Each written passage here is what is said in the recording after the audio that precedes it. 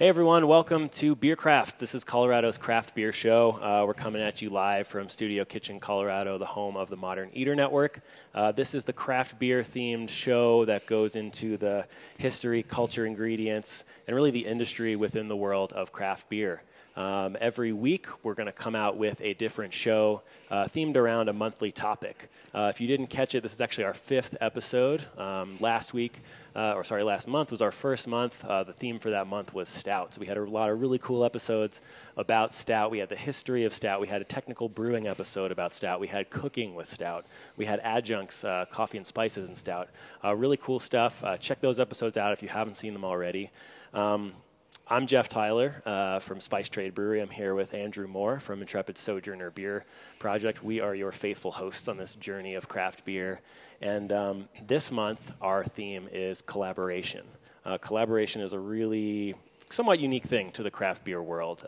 It's a lot different than other industries, and it's something that makes us pretty unique, and I personally think a pretty fun industry to be a part of. So we're going to be diving into the topic of collaboration this month, and each week we're going to kind of break down a different aspect of collaboration. So I'm super excited to talk about collabs. Andrew and I have a fun collaboration brew that's getting released in a couple weeks. We have some really good guests, both from the Colorado Brewers Guild and from the Colorado Sake Company today to talk about some cool events and some cool products that are happening in the state of Colorado. Yeah, and remember we are live on Facebook. Yes. So if you have any questions while you're out there watching the show on a Wednesday afternoon instead of doing whatever you're supposed to be doing, you can throw them up on there and we'll try to get to them, try to get them to our guests. We're also now live on YouTube. Yeah. We're more official than we were a week ago. Yeah, we are one step to being the most official 5-episode-old beer podcast in the state of Colorado. So it's pretty big steps for us. Yeah. Awesome. Well, I'd say let's just dive right into it. I want to bring our guests on board. Steve Kurowski from the Colorado Brewers Guild. Thanks for coming on the show. You bet. Appreciate you being here. Thanks for the invite. Yeah, for sure. By the way, this is what I'm supposed to be doing on a Wednesday afternoon, is talking about beer. Yeah, perfect. I'm supposed to be doing this You've stuff. got a good Yeah. job. Mm-hmm. This job doesn't frown upon you drinking at 2:30 in the afternoon. It's actually part of the job description. Yeah. It's required. Yeah, so we're going to kick off the show with a little beer. Andrew, what beer are we drinking? So I suppose in honor of our new month of our Collaboration Fest, this is actually a collab that we did with First Draft, Taproom and Kitchen down in the Rhino neck of Denver. And it is a sour. So we kettle soured it and fermented it with a blend of Belgian yeast and Brettanomyces. Nice. We added rosemary and cardamom and pear. And then the cool thing we did with this beer was we actually worked with the people at Square Barrels up in Fort Collins, and we soaked the staves of the squirrel in tequila and then built the barrel and then used the squirrel like a hopback. Mm-hmm. So we recirculated the hot wort through the squirrel before knocking out into the fermenter through the heat exchanger. Yeah. So you get a lot of that extraction from the wood and from the tequila really quickly. So inspired by some cocktails and brewed for our friends down at First Draft. Nice. Yeah, I think I got all those flavor notes that you talked about in there, from the spices to the fruits, the bugs you put in, and the tequila, the wood. Like, it's all in there. And it plays pretty well together. It's a really good beer. Oh well, thanks. I thought we'd kick off with some collab beer. Yeah, I like how it dries it out, too. I feel like when you do the wood on the hot side, you kind of get a little bit of that drying, maybe not quite astringent, but nice drying flavor that kind of helps dry out the beer, especially one that has a lot of ingredients in it, so it makes it pretty drinkable. Yeah, and it's like it was fun. It was sort of an experiment for us and the people at Squirrel to see what would happen. And it's not. I mean, it's sort of efficient in the sense of like 10 minutes of recircing through this vessel that's only 10 gallons, and I've got pretty good extraction for an entire 7-barrel batch of beer. Right. And then you got a pasteurized barrel you can throw something else into if you want. Awesome. I like it. Well, and is this going to be on tap at First Draft and your brewery? It's on tap at both places now. Oh, great. First Draft does this really cool collaboration series where they partner with a brewery every month, and they produce a beer with that brewery. And so we were February this year for them, so we got to kick off the year. Nice. What are you calling this beer?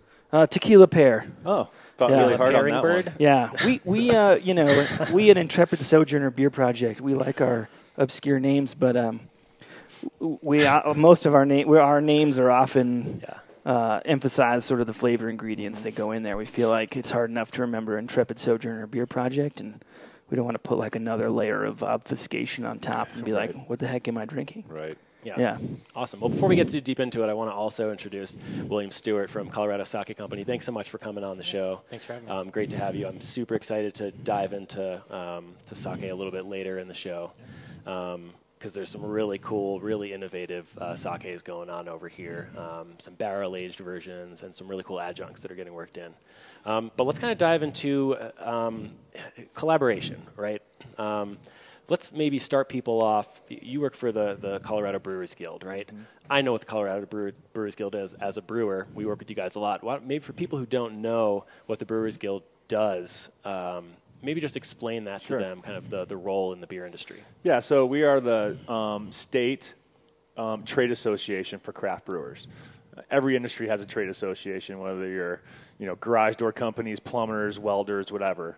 Mm-hmm. Somebody to represent the industry, mostly from a legislative standpoint. Right. So we promote and protect Colorado craft brewers. We spend time at the Capitol lobbying for positive legislation for brewers. Obviously, Colorado has some pretty sweet laws. Mm-hmm. That's why we have 400-plus breweries in operation. Some other states with some more restrictive laws won't have those numbers and quite that big community going on in beer like we have in Colorado. And from a promotion standpoint, we like to tell people from all over the state, all over the country, all over the world about Colorado beer through our events, marketing, communications that we do. Yeah. Collaboration Fest and Beer Week being one of those touch points. So I try to get that communication out there of how significant our industry is to the state from an economic standpoint and a community standpoint. Yeah. We promote, protect. We're a small group. There's only 3 full-time employees there, but we consider ourselves powerful. Yeah. And we work with the 400 breweries in the state of Colorado. Yeah, let's talk about something you touched on because I think the state of Colorado has one of the most vibrant beer cultures in all of the United States. I really do. And I'd love to kind of hear your thoughts on why that might be. I know you said there's some great legislation that helps small brewers, but what else is going on? Why is beer so ubiquitous here? Why has it grown so much, and how does that compare to other states that are getting there? Well, I think it has a lot to do with we're so established here from craft beer, right? Boulder Beer, 1979 was when they got their license. That was a long time ago. So they were the first craft brewery, not only in Colorado, but probably one of the first ones in the country. Yeah, Anchor Steam and some of those guys were around the same time. But Boulder Beer was definitely way ahead of the time on most others. So I think we're very well established here. And the breweries fell, soon after that. Places like the Wing Coop opened up as the first brew pub. Yeah. Places like that. And I think it's just John Hickenlooper helped look at that. And now look where there's he a whole is. other podcast Started on its from the own. bottom, You now bet. he's here. Yeah. So, I think, with that, and plus Coors was such a big deal here since Prohibition. It's been such a part of the Colorado discussion. When I was a little kid living in Littleton, and my family would come out, or extended family would come and visit from Chicago, and he put cases of Coors Banquet in his car to take on the other side of the Mississippi River, right? Yeah. So I think Colorado has always been sort of a beer state. And then once craft beer got going, it hit. Now, I don't think there's a real explanation, but I think we're established. We have laws that help small businesses and small breweries get going without a lot of investment. You can have a brewery and a tasting room and sell your beer right across the counter. Yeah. And I think Colorado is just a beautiful place to live. And so there's a lot of brewers that have moved here to have their dream job. Mm-hmm. Like say, I'm going to open a brewery. Where am I going to do that? Do I want to do it where I live? Maybe I'll go to Colorado. That's a great place, and I want to go live there. So I think there's a lot of that happening. And it's a big deal, too, also because, in the 90s and the early 2000s, a lot of people vacationed to Colorado. And they fell in love with our beer while they were here. Mm-hmm. Maybe they were going skiing. Maybe they're in the city. Maybe they're in Fort Collins or whatever. And then they went back to their state, and they would find Colorado beer, and it just became part of that whole thing. We had 8 or 9 breweries that were selling beer over state lines a long time ago. And I think the homebrew culture has a lot to do with it too, right? We can't not mention Charlie Papazian and all the amazing work that he's done. Started right out of Boulder, where the Brewers Association was founded, right? And that was the first nationwide trade organization for small independent craft brewers. And Charlie had a lot to do with that. I know that was the first book that I read about brewing beer. The Complete Joy of Homebrewing, which is a great introductory course to brewing. It makes it approachable, right? It takes kind of that pretentiousness or that kind of obscurity, scientific, whoa, what's going on here, out of it. It's like, well, how many times in the book does he say, relax, don't worry. Relax, don't worry, have a homebrew. Like over and over, that's his mantra, right? So it really did make it approachable for a lot of people. Yeah. Yeah, I think it's funny because like Steve just described, I feel like he just described me. Like we vacationed out here in like the late 90s with our little like camper out to Rocky Mountain National Park and like came out here, started brewing beer. It's like, well, I can brew beer and mountain bike and ski on the weekends, depending on the season. Time? At the same, why can't? Yeah, close to the same time. Well, yeah. I guess so. And it's like, well, we might as well do it in Colorado. Yeah. And the laws too. I mean, Indiana, where I'm from originally, I mean, they just legalized tap rooms 2 or 3 years ago. So previously, when you went in to a large scale production facility or something like Sun King, you would get like a couple of tickets, and those would be for your 1 or 2 ounce taster portions, and that was all you were allowed to have. Kind of forget how spoiled we are here sometimes. You go to other states and you're like, wait, you can't do that? Like, I think as Alabama was the last state to legalize homebrewing, and it just happened a couple of years ago. Wow. So, yeah, I think we get a little spoiled, but we have it pretty good here, all things considered. Yeah, so, I mean, you look at a state like Montana with a powerful sort of saloon lobby, and the breweries are closing at 8:30, and you've got a little pint card. This is how many beers you can have today, and some of them have to do like growler lotteries, right? So you put your pint card in, and once an hour they draw one out, and they're like, great, William, you get a growler today. If you know, it's not free, but you still pay for it. You can buy one if you want. So. And I think the other thing that helps here too is we have a lot of breweries in Colorado that are more than 20 years old. Yeah. A lot of states don't have that, and so that really helps create that foundation and culture, and then also raises the bar. Right. So when newer breweries open up and they need to they're forced to kind of keep up. They're forced to innovate, right? And then even more so, even the established brewers need to innovate like the new ones. But like I think it's the quality thing. Like we've got. We got some world-class breweries in this state that win awards every single year. And so if you're a new brewery, you got to at least be within shouting distance of their quality, or else you're going to be left behind This really is quick. a different state where I lived in San Diego for a while, and in San Diego Great beer scene there. Yeah. But you get it at restaurants. You don't seek out the brewery. Here, you're seeking out that tap room and you're spending time there playing cards, drinking beer. And that's the difference between the two states. California, you can get 20 different beers on tap from 20 different breweries at a restaurant, but I don't find that brewery. Here, I seek it out. Yeah. Well, I think like there's just like a general spirit of collaboration that like helps with the quality, because I mean I know a ton of brewers, and if I'm doing something that someone else specializes in, I can call them up and be like, hey. How do I do this? Like, what the heck am I doing? Yeah. And they're usually very forthcoming, be like, well, try this and try that. And so there's so much to know, right? Like, this is always one of my, not complaints, but like, if you're an established brewery in Germany, right, you make one style of beer and you make it extraordinarily well. But if you're a brewery in the United States, the expectation is that you're going to make every single style of beer there is plus some. Right. And you're going to do it passably well on the first attempt. Yeah. And that takes a lot of education. We can't all know it all. Yeah, I think the beautiful thing too is it allows for specialization.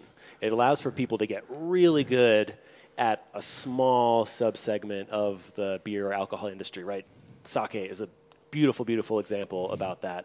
Wine beer hybrids is a beautiful example of that. German lagers with a brew house imported from Germany is a beautiful example of that. Back up like 25 years ago when Colorado was built on amber ales. Right, it was Fat Tire, 90 Shilling, Avalanche, single track. And then IPA started coming around, and brewers were like, hey, guys, how do you make an IPA? Let's put our heads together. We got to stop making it. We got to make something else besides an amber ale. Let's figure this out. Like IPAs 15, 20 years ago were new to a lot of brewers.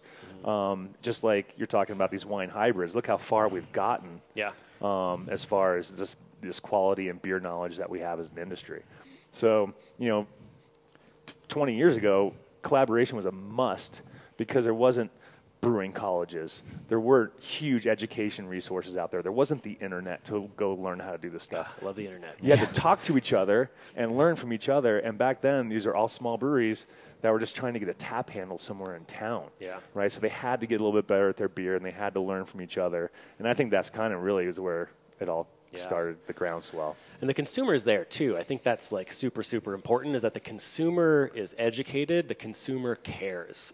They know what good quality is. So if you're not making it, they're going to be the first ones to tell you that you're not doing a good job. But they can appreciate it. And I think that's what really fosters the diversity we see here. And you kind of see that, something I want to get into talking about a little bit is events. There are a lot of beer-related events in the state of Colorado. It's a beautiful time to be a beer drinker. There's a lot there's beer and bacon specific themed events. There's beer and grilled cheese themed events. There's beer and Harry Potter themed events. How do you stand out in a crowded event space and have something that's meaningful and not just there for shock value? Well, I think beer festivals can go a lot like the ways of breweries. Like you need a hook. You need something different. You need to separate yourself. The days of the regular old beer festival, they're going away. Like a bunch of tents in a hot parking lot just with a bunch of flagship beers, not that exciting. A brewery that just opens up with some regular old mainline beers and a boring tasting room, well, that's not gonna work either, right? So what you guys are both doing with your breweries is super unique. So what we do when it comes to our events, we feel we really need to develop unique events. Collaboration Fest. Yes. The big reveals coming up. We've done Sesh Fest in the past, Fresh Hop Fest. So to give them a theme or some sort of focus really helps the beer drinker decide if they want to go or not, and even the beer geek decide if they want to be there. And we try to cater to the beer geek, but at the same time, make it accessible for the common everyday beer drinker. That's a challenge. That's a challenge when it comes to events, and it's a challenge when it comes to just breweries in general. I know Andrew and I have talked about this a lot. When you're trying to brew this very specialized product, how do you go about making it accessible to someone who might find it intimidating, but also really nerdy for those geeks who are kind of your demographic? Or offer something that is for the everyday drinker, and then have something on tap for the super nerdy, right? Yeah. So I think, we try to approach our events like that and try to make them approachable so they're not intimidating, but also cater to the people that want something elevated that don't want the everyday beer festival too. Yeah. Well, let's talk about Collab Fest. You mentioned it briefly. It is, I think, one of the most unique, definitely top 5 most unique festivals that I've been to. It's a festival focused around top 5. Top 5. Yeah. I mean, let's not give it too much credit. No, it's a great event. It brings brewers from all around the state, but also from all around the world. Every brewery in the state of Colorado gets an in-state collaboration and an out-of-state collaboration. And I've the last couple of years I've been there, I've seen some really cool ideas happen between different breweries. So when is Collab Fest happening? It's coming up, right? Yeah, 6th annual Collab Fest is March 16th. It's in 10 days from now. Are we sold out? Are tickets still available? The tickets are available. Awesome. We've got a pretty big venue. We're going to fit about 3,000 people at the Hyatt Regency downtown Denver, across from the Convention Center, same place we did it last year. Yep. In their main ballroom.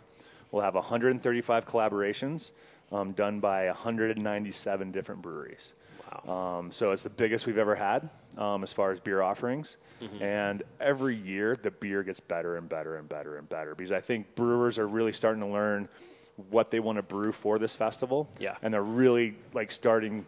Every year I hear brewers starting their collabs in September, October. They're really starting quite early, which is GABF great. time, and they're like, let's get our Collab Fest beer in. It's a great time to start, GABF is a great time to start the discussions with all your brewer it's friends. super fun for the brewers, right? Because it's sort of like a license to do whatever the heck we want, right? It's a kind of a little bit of freedom from what's selling in the tap room or what's selling to the distributor, and be like, just sit down, come up with the craziest beer that you can think of, and then find someone else who wants to do it with you. So it's kind of freeing in that sense. I think we all, sometimes wish we'd just brew whatever the heck we wanted. Yeah. If people would buy it, then that's what you do. I think there's also some friendly competition that goes on too with Collaboration Fest and some of the marketing and what sort of crazy processes and crazy ingredients are you putting in your beer and that kind of thing. Yeah, we see that getting elevated each and every year. Right. But the quality is what I'm most excited every year. Last year, I don't drink a ton at that because I'm producing the event, but I definitely get around and taste some very targeted ones. And there were some last year just knocked my socks off on how amazing they were. And it feels so good to have brewers get together and brew one beer for this one day and put their heart and soul into it and make this super high quality beer just for this event.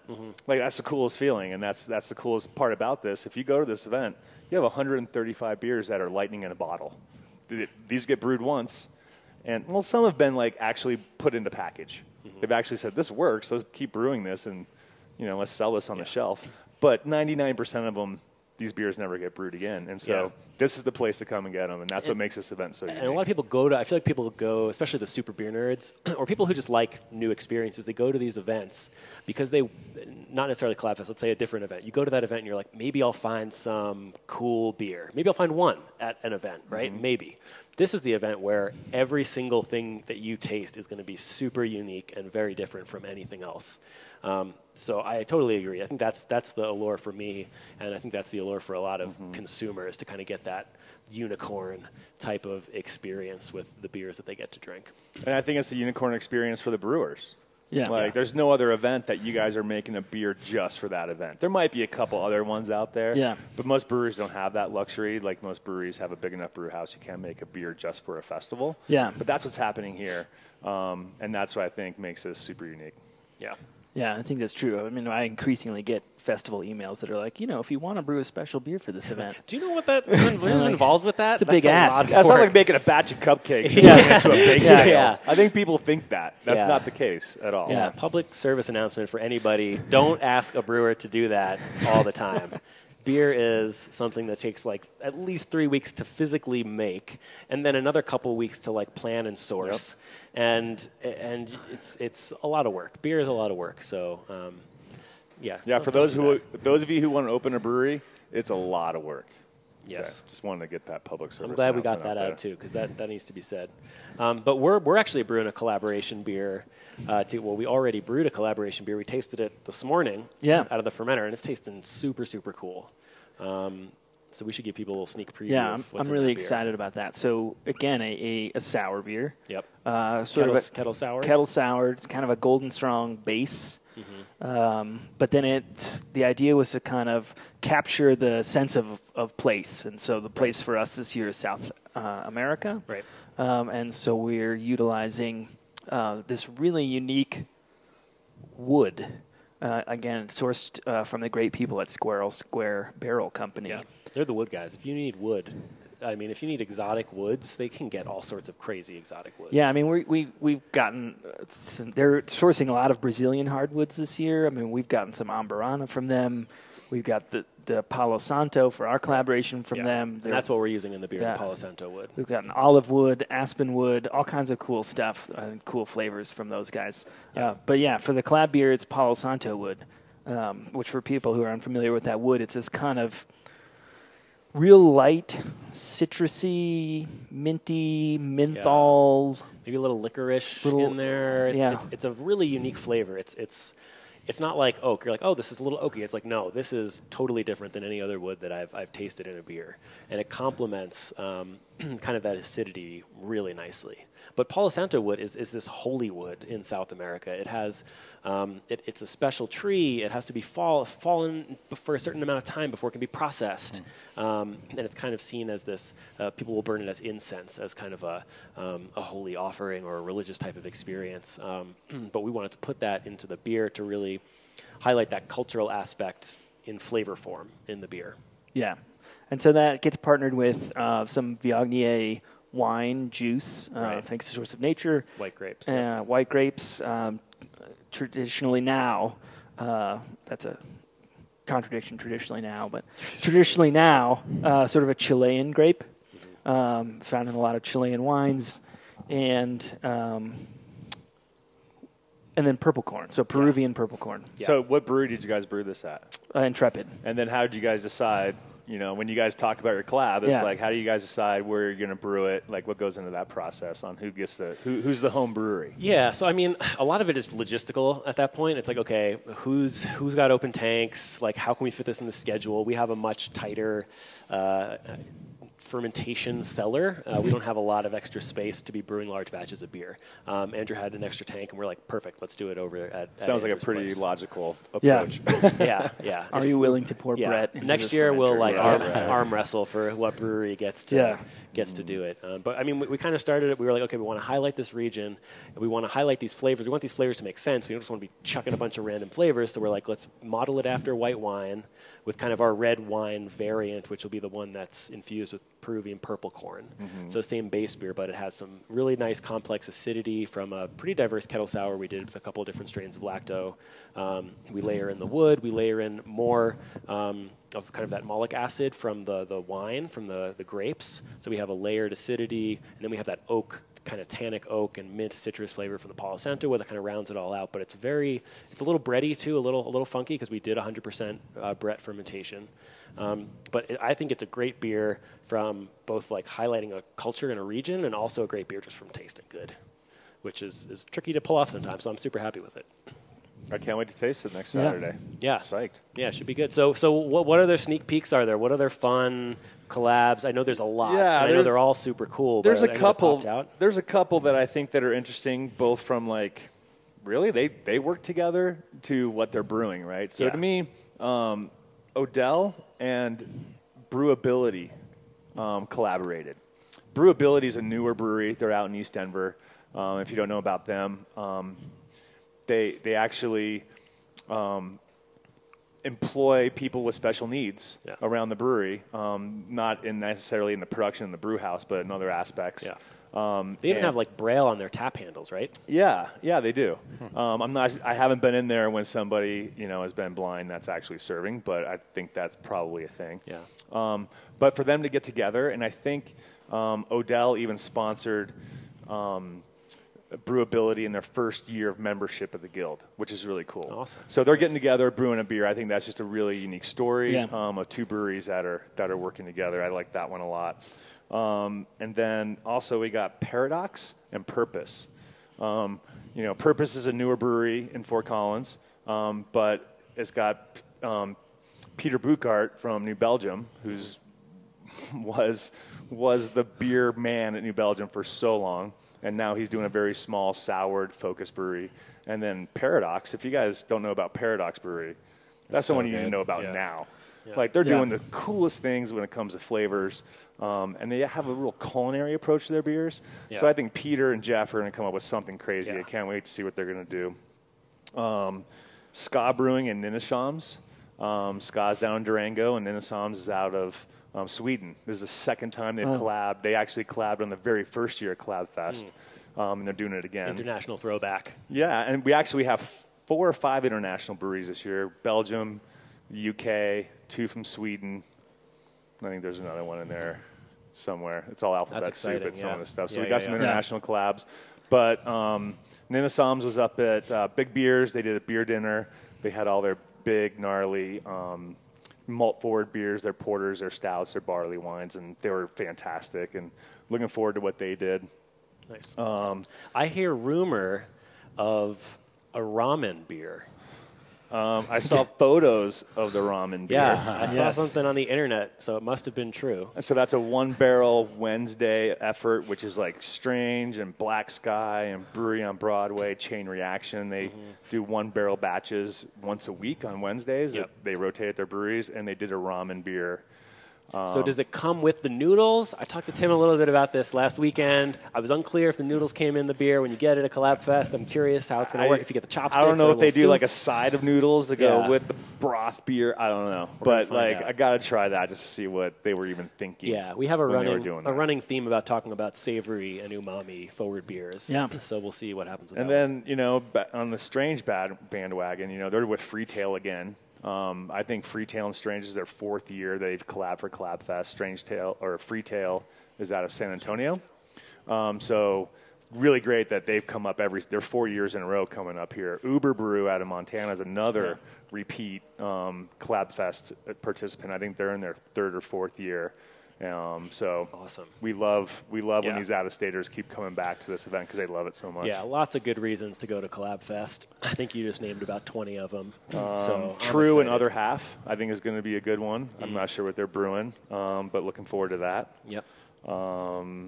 Wiley Roots and Fiction. Like, there's a couple sexy breweries that have been getting some notoriety lately that are getting together and doing something. So.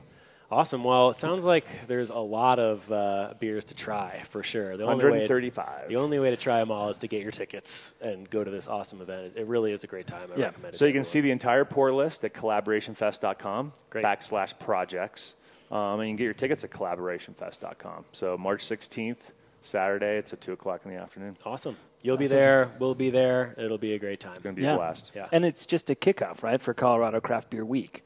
And Collab Fest was made to kick off Beer Week, right? So this is our 7th year in Beer Week. It's our 6th year at Collab Fest. So Beer Week is going to be a week long of events at breweries and tasting rooms, beer houses around the state, doing small, intimate events, education, food and beer pairings, all kinds of stuff going on with that. Yeah. And then Wednesday of Beer Week, we do Colorado Pint Day. This year we have 93 locations that are all offering a limited edition pint glass. You go in, you get your beer, you get this really sweet pint glass that we had Sean Nelson design this year, who's a Colorado-based artist who's doing stuff worldwide, really cool stuff. And then so a buck of all those glasses come back to the Guild, and there's about 15,000 glasses going through about 93 locations. Yeah. And all those will be at coloradobeer.org. On our events page there, you can find all the locations there. Yeah, and there's more events than we could possibly discuss. There's going to be over 100. Yeah, it's going to be amazing. Follow all your local brewers. Keep an eye out on the Colorado Brewers Guild website for any cool events. There's going to be a lot going on. Just to kind of recap here, you're watching Beer Craft, Colorado's craft beer show. We're coming at you live from the Studio Kitchen, Colorado, and we're talking about collaborations. And, you know, I want to kind of pivot a little bit and chat with William about Colorado Sake Co. You know, I kind of talking about Andrew and I were talking about this earlier. Yeast is obviously the most important ingredient when it comes to brewing any fermented beverage, alcohol or non-alcoholic fermented beverage. Right. Brewers make wort, yeast makes beer. That's the expression. Brewers make wort, yeast make beer. Yeast, microbiological organism that does all the heavy lifting. Doesn't get enough credit. I think it needs more credit. But I found this really interesting study that literally just was published 2 days ago from the PLOS Biology Journal. And what they did was they took kind of this genetic ancestry approach to analyzing where modern brewers' yeast came from. And it's a really interesting study. They looked at the genome of modern brewers' yeast and kind of the historical genome of different yeast from different parts of the world. And what they found was that modern brewers' yeast, kind of through its natural selection process, two of its main ancestors are European wine yeast and rice wine yeast from Asia. And I thought that was a really interesting thing and a really interesting segue to kind of talk about, to bring sake into the conversation, right? Because you think about these ancestors, a collaboration of sorts that kind of came to what we know today as our modern brewer's yeast. And half of that really came from the Asian traditions of brewing with rice. So let's talk about sake. What is Colorado Sake Company? What are you guys doing? Preach. Yeah. So we are the only sake brewery in the state. We've been around 2.5 years working on the project, and then we had to work legislation last year to pick a category. They said we were making beer and selling wine, and wineries can't sell beer, so we need to choose one. They ended up going with the wine path. Federally, we're a brewery. I think we're a brewery molecularly. We're rice, water, yeast, all grain. And then, we're kind of trying to push the limits on what sake you've had before and where it can go now. People have had iterations at sake bars where it's like the purple haze that's hot with Chambord. And traditionally, great sake is drinking cold, and that's what we're trying to do, and doing barrel-aged things. And we have a dry hop sake where we're trying to, transition the beer drinker over to sake. And nice. What's the ABV on most of your sakes? They're all 15.5%. Wow. Okay. Sippers. Yeah. Okay. Yeah. So for those of you guys who don't know what sake is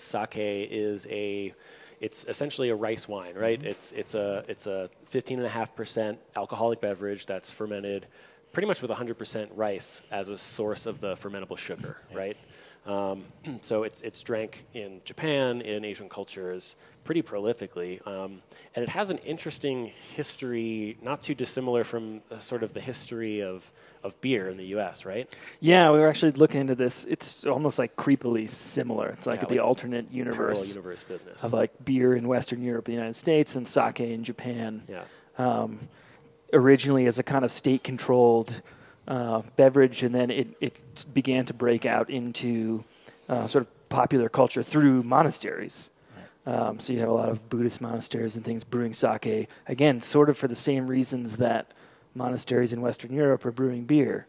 They're either selling it to bring in money for the monastery, or they're using it as sustenance during periods of fasting and meditation.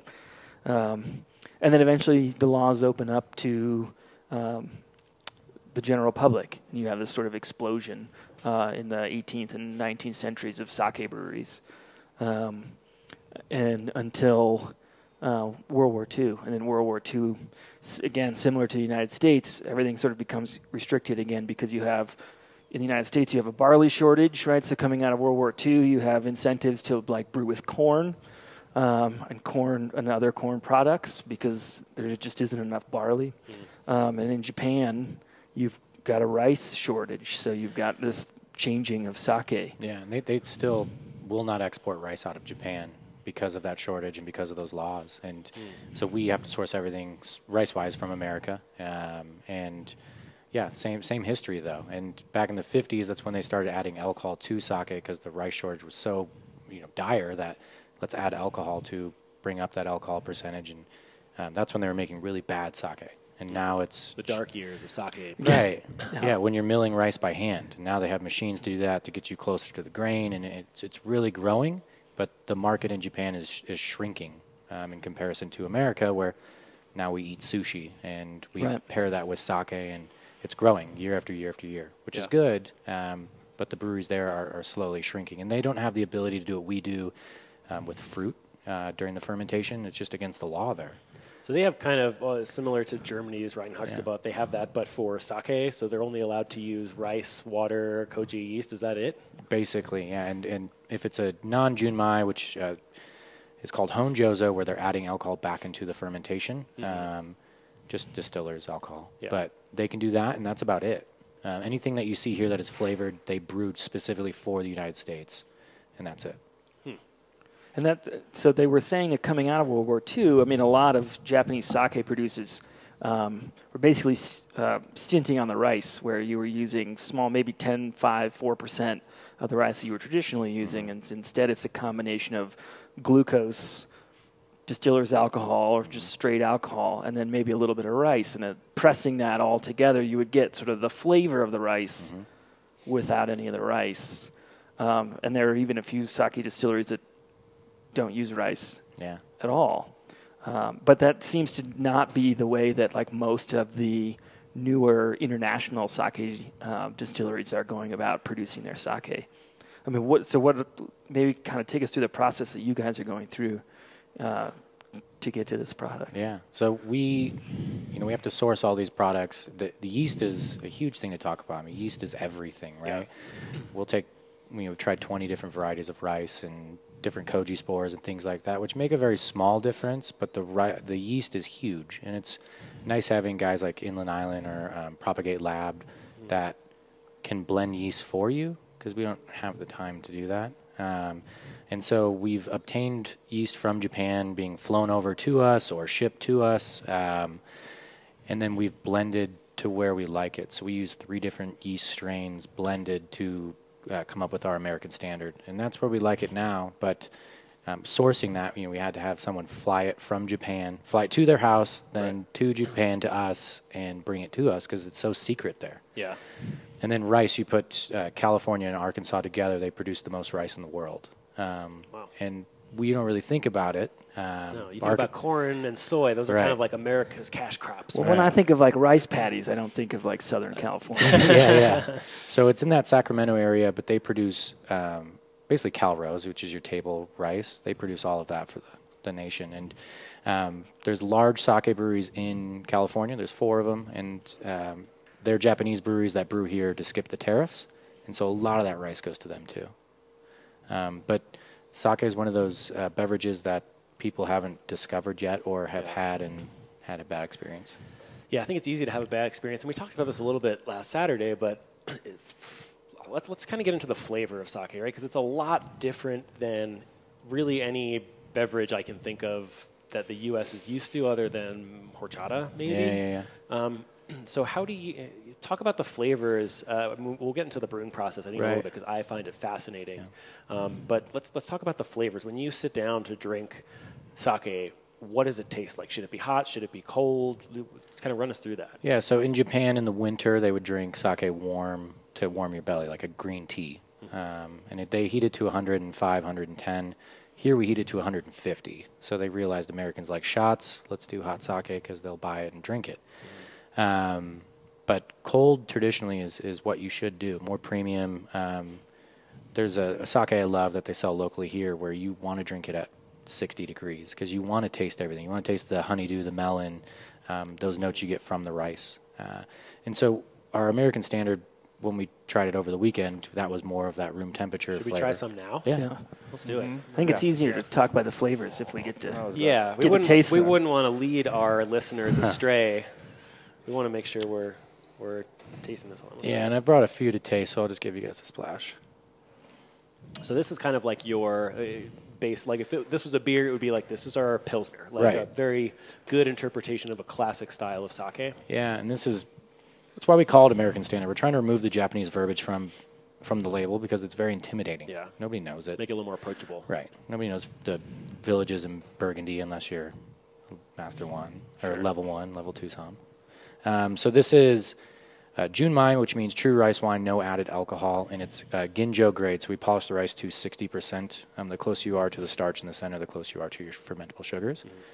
And it ferments for 4 weeks we started at 45 degrees, and then by the end it's at 37 degrees. So it's a cold fermentation where we're stressing the yeast so that it's trying to stay alive, which is throwing off esters. And so that should be the flavors coming off of the yeast. I kind of get some like maybe pear, maybe Macintosh apple kind of esters from it. And is that traditional? Or I mean, is sake a drink that traditionally consumed, or the esters are favorable or unfavorable? I mean, I think of like vodka. It's like tasteless, clean as possible. Yeah. So there's a style called onigoroshi or demon slayer that most people know, and that's cold, crisp, dry. And that's the type of yeast, and that's the type of style. We're going for something with a little more flavor to it, a little bit lighter. Easier to drink. I mean, 15% goes down pretty easy. Yeah, no, absolutely. Yeah. Absolutely. So are you making these with any food pairings in mind besides sushi, which we're used to doing it? Like, I know it's a little bit different question where you guys are going, so sorry to interrupt you guys. No, you guys are great hosts, by the way. I don't feel like, but like, I'm curious. Like, do you? All right, do you Steve Kurowski, everybody.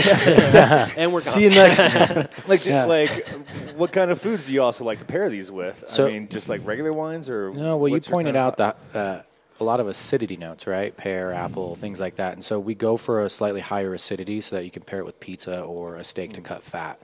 We don't want to limit it.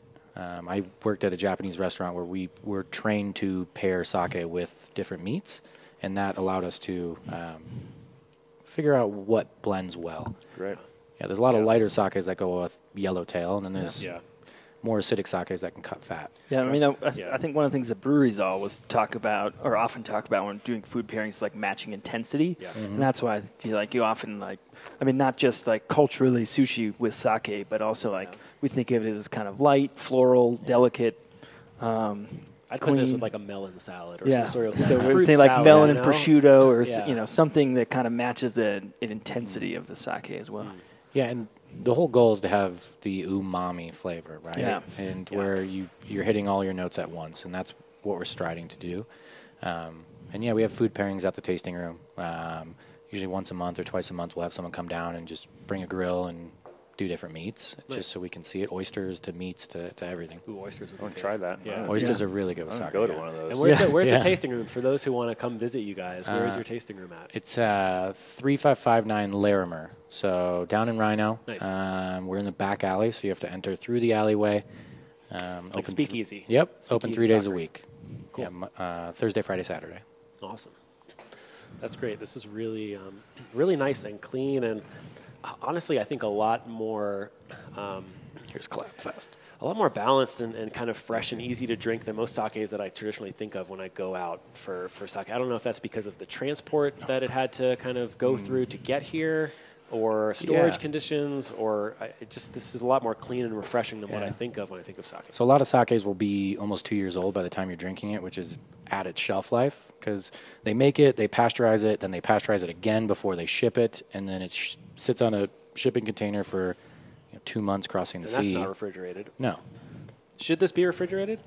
On the shelf, it won't be. We pasteurize, and since we're local, you'll get it quick. If you come down to the tap room, everything will be unpasteurized, so keep it refrigerated.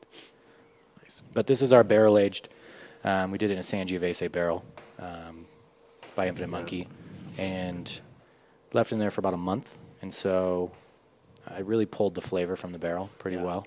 What's fermentation time on a sake? Like how fast do you turn these things? It takes about a month, and then we'll press. So we take the mash is all in there at once. It's multi-parallel fermentation. It's one of the only beverages that everything's in there at the same time. And then we put it into bags, press it, the liquid comes out, and then we have a secondary fermentation for about a week. So we're basically 5 to 6 weeks from start to finish. Okay. Is there conditioning, like with wine, right? Wine takes a long time to condition. Is that a similar process to sake, or is it more of once it's done with that pressing and re-fermentation process, it's good to package and consume? Yeah, a lot of people do because they're looking for a drier product, and we're trying to find something that fits more of the American palate, where you get that sweet note from the rice. And so what they'll do is after pressing, then let it sit for 6 months to kind of do that secondary fermentation. And that step we've tried, and it just becomes really dry and not really fit, at least my palate. Yeah. Nice. Yeah, I love that slight kind of peach-orange color the barrel adds to the sake. It's really nice to look at. And it's not that different than the original, but there's just enough in there to make it gives it a little bit different of a flavor. I love it. And we're doing almost like a Solera, where we're pulling and adding more. So this is the second round we've done, so the oak has fallen off a little bit, but the red wine's coming through a little bit more. Yeah. And for those who don't know what a Solera is, it's when you have a barrel or some sort of vessel that you leave part of the beverage in. You rack off maybe, 2/3 of it or something, and then you refill that barrel with new product, kind of the next product in line. And that allows you to have a more consistent product from batch to batch. Is that right? Yep. Awesome. Yeah. And I have other ones if you guys would like to try.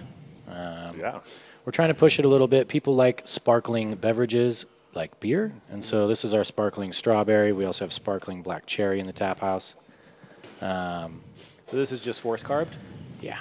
Nice. Yeah. I was just thinking, I'm jealous of anyone who doesn't have to carbonate. Yeah. Every time I go to a distillery, I'm like, these guys, they don't know my pain. They have it so easy. They don't even have to balance the draft system. Yeah, if you disagree with me, write me on Facebook. We'll have you on the show. And you guys know forced carboning's tough. I mean, finding that balance of not over-carbonating and... Well, especially when you're dealing with something with this has a lot of alcohol, but like light, delicate flavors. Yeah. It's easy to just overpower that with an effervescence. Right. So that kind of carbonic bite. That strawberry, a lot of strawberry beverages taste artificial to me. Yeah. They taste like a strawberry Jolly Rancher. Mm-hmm. This tastes like strawberries. It does not get funky, weird, and artificial. Yeah, that's all it is. Watermelon's the same thing to me. Watermelon, yeah. But this is, that's like drinking a strawberry in a wine glass. Yeah. That's really cool. Yeah, and the interesting thing about this is during our secondary fermentation, the yeast and the koji enzymes are super active, and so we'll just throw strawberries in after chopping them up, and a day later they'll be white because it just strips all the sugars. Wow. And then we're left with this. That's how you hear stories of Belgian brewers aging on cherries for 2 years, and when they open the vessel, it's just like a bunch of pits in the bottom of it. Right. Because the yeast is just consumed everything. Yeah. Oh, wow. You get this nice even the physical matter. Yeah, which even is really cool. the physical matter of the cherry. Wow, that's a great aroma. Yeah, it smells like fresh strawberries. Yeah. Yeah. That's impressive. And you don't have any like haze or pectin problems when you use strawberries? No. I mean, what we do is we strain everything, and then this has been on tap 3.5 weeks, and the flavor hasn't faded. That's why the tap room was a big thing that we wanted to push for, so that we can educate people, and also it's your test pilot, right? Right. You brew beers, and you're like, who knows if it's good? Let's throw it on and see if people like it. And if they do, awesome. And this one's been on for a while now because people love it, and the flavor isn't fading. And with beer a lot, or when I brewed, is I had to add citric acid on the back end to sustain flavor, at least when canning or things like that. And I don't have to do that with this, and it's interesting, right? Yeah. So is this a seasonal when you do your fruit addeds, or is that something you just do year round? Like, do you do a seasonal sakis? So the two that we have always that we're selling is the American Standard and the Horchata. And then the rest are seasonal. Right. We're going to release the blueberry hibiscus in the next month, and then that'll be our new flavor to kind of get people like spring flavors. That's awesome. I love what you guys are doing with. Obviously, I enjoy using adjuncts and exotic ingredients in beer, but I think for a beverage like sake that might not be known or understood that well, especially in the U.S., if you're making it and and I think they're really well done, they're really well balanced with the flavors, but you're giving people sort of this experience that they're used to. Like, I'm used to beer with hibiscus and blueberries or whatever in it, so now I can make that, it's like one less barrier to entry to get people to try sake, which is this awesome beverage that really no one's making here in the U.S. Yeah, we're one of 10 in the United States, so it's very small, and hopefully it grows, and we get other, they're starting to now try and create a sake brewers association, but we're small. I mean, it's not... The Sake Guild. Yeah. Oh, yeah. Yeah. I like it. So we'll figure out, it's getting education. I think beer, you've had beer, you drink beer, but you can educate yourself on that. Sake is tough we have to get the education barrier down, and then people will follow us. So let's get the education barrier down. I want to talk about how sake is made. Yeah. Right? I think it's a fascinating process. You have people think, it's just rice and some yeast and boom, that's it, right? But there's so many interesting steps that have to happen to make sake, and this multi-parallel fermentation you're talking about. As brewers, when we make a batch of beer, I always explain it to people as you're trying to make wort, right? Wort is what brewers make. Yeast makes beer. So we try to make wort. We try to take the barley. We try to make a sweet barley tea. That's our wort. We put that in the fermenter. We add the yeast. The yeast are going to eat all that sugar, turn it to alcohol, beer. Right. In one sentence. Right. A little more complicated than that, but you get the picture. But walk us through that kind of parallel process with sake. You start with the rice, and then what? Yeah, so we start with rice, and a lot of people, even at your home, you should wash your rice. Right? To get the film off the out. Yeah. And so we wash all of our rice, and then we steep our rice. So steeping our rice allows the moisture to get to the core, and then we dry our rice. We pull it after X amount of time, and then we dry it overnight in the cooler.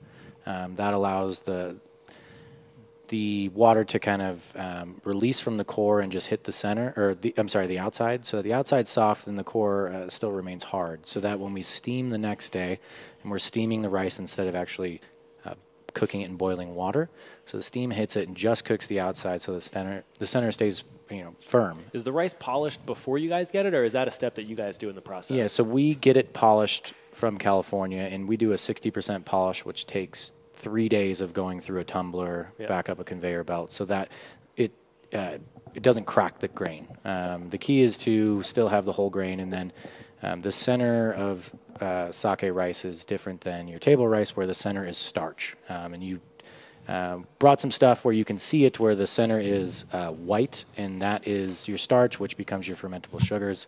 Awesome. Yeah, I think Jay's pulling up a picture kind of a bunch of different levels of polished rice, because you start with your whole grain and you slowly remove husk material till you get to a very pure kind of starch center, right? Yeah, and from that point, we have a different fermentation.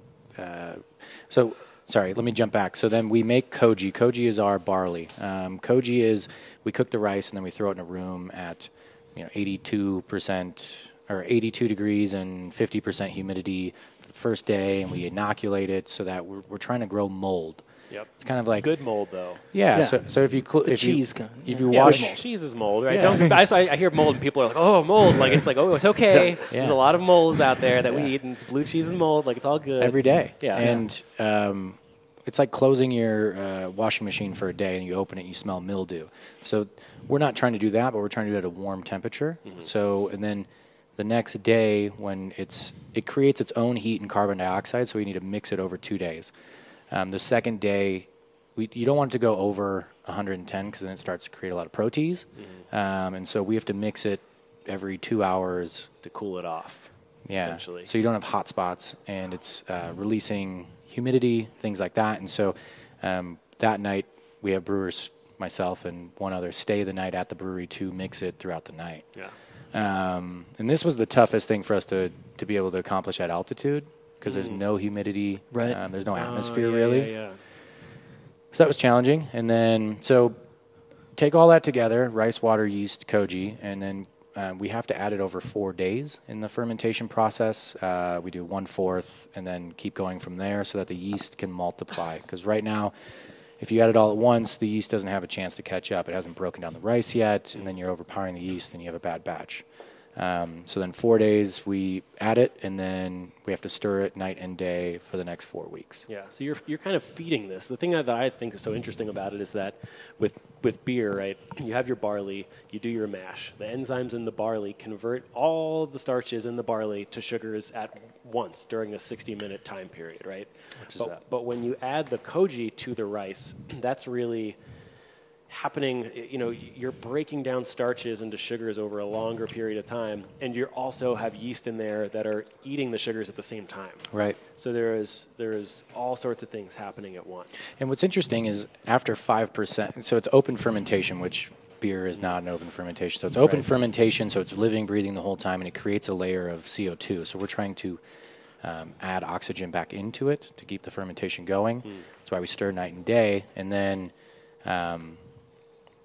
so after 5% it creates 5% of alcohol basically after 5 days. And that's when we start lowering the temperature, and it creates its own layer of protection. So if any bacteria goes into the mash, it eats it up, and it doesn't affect the mash. So beer, where everything needs to be perfectly sanitized, and we don't have that challenge. If anything, it thrives. So this is like we have a whole episode planned on microbial collaboration, which is going to be good. But this is, I felt all of our viewers just get really excited. Microbial contamination. I want like flashing like signs. Microbial collaboration. Well, I'm excited. But so anyway, I love this idea of microbial contamination, collaboration, where there's kind of this symbiotic culture of bacteria. And people think bacteria and they think bad, but bacteria are good. But because it's symbiotic and because it's working as a team, it actually prevents spoilage and prevents contamination. Okay. A lot of cheeses are like this. Kimchi is like this. Sauerkraut is like this. It's been used as a preservation technique for thousands and thousands of years. So I love kind of injecting that back into beverages where people think of beer as like everything is sanitized. And I like to think about beer as a living thing, right? It has a shelf life, but you're trying to prevent things from getting into it. I like that that sake is kind of this beverage where it works a little bit better if it's not super sterile and cut off from the outside world. Yeah, which it benefits us in the sense that we do take the steps to make everything sanitized, but we can also put our head in there and smell where it's at. We can pull samples as we go to figure out where it's at, where's the alcohol, where's the acidity, and it's very hands-on. I mean, each batch we have to pull at separate times. There's no recipe for us, because if the cooler was opened for 10 minutes and the temperature changed, it could be off by a day. And it's got to be a challenge for consistency, right? You got to taste it with your mouth and your brain and not necessarily just go by a clock and saying we're done. Right, exactly. And it requires us to be there every day. Yeah. So that we're pulling samples every day. Yeah.